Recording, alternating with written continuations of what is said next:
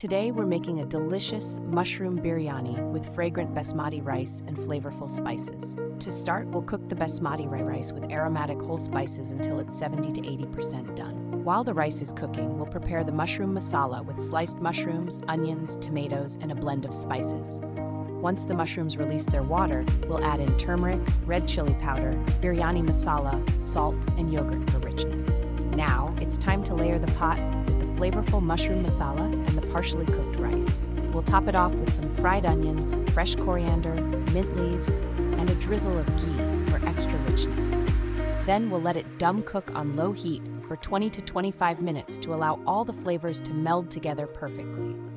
Finally, we'll fluff the biryani with a fork and serve it hot for a truly delightful culinary experience.